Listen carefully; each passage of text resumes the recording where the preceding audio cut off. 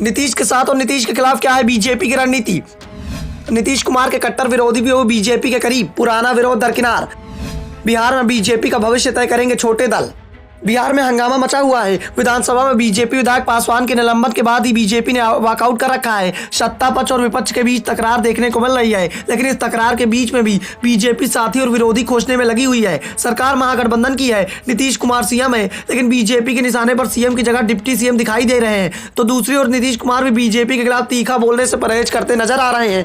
नीतीश कुमार के बदलते तेवर अब आरजेडी को डराने लगे हैं, लेकिन नीतीश कुमार बीजेपी के साथ नहीं जा रहे। इसका ऐलान वो खुलकर कर चुके हैं। लोकसभा चुनाव में बस 1 साल का वक्त बचा हुआ है। अगले साल फरवरी में लोकसभा चुनाव का ऐलान हो जाएगा। वक्त कम बचा है और बीजेपी को अपने सहयोगियों को तलाश भी करना है। बीजेपी बिहार में अकेले नहीं लड़ेगी, ये तय माना जा रहा है। सहयोगियों में पहली पसंद नीतीश कुमार है, लेकिन नीतीश कुमार महागठबंधन के साथ हैं। अगर नीतीश कुमार साथ आ जाते हैं तो फिर किसी और की जरूरत नहीं पड़ेगी, लेकिन अगर नीतीश कुमार खिलाफ रहते हैं तो बीजेपी को अपने नए सहयोगी की जरूरत पड़ेगी, जिसका चुनाव भी बीजेपी को अभी करना है। जिनमें कुछ चेहरे सबसे आगे हैं, चिराग पासवान, उपेंद्र कुशवाहा और मुकेंद्र साहनी।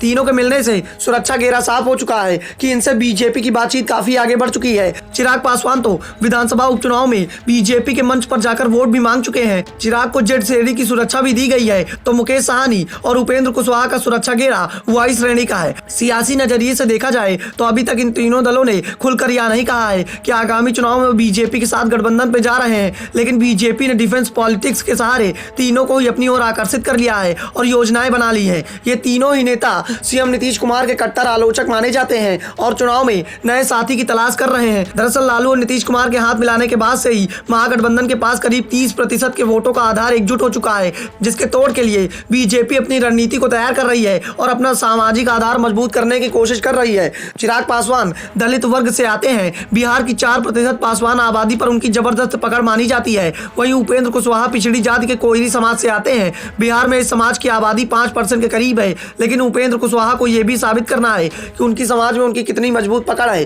क्योंकि कोयरी समाज अभी तक जेडीयू के साथ जाता रहा है और जेडीयू बीजेपी के साथ अधिकांश समय तक रही है, जिसके चलते इस वर्ग का वोट बीजेपी को ही मिलता रहा है। जबकि तीसरे नेता मुकेश साहनी आती पिछड़ी जाति मल्लाह समुदाय से ताल्लुक रखते हैं, जिसकी गंगा नदी के आसपास के इलाकों में अच्छा प्रभाव माना जाता है। इन तीनों इस समुदाय के करीब 12% वोट होते हैं और बिहार की करीब 16% सवर्ण आबादी में अगर यह आधार जुट जाए तो यह संख्या 28% के करीब हो जाएगी और इसके बाद बीजेपी पीएम मोदी की लोकप्रियता के सहारे महागठबंधन को अपना गढ़ बनाने में कामयाब हो जाएगी।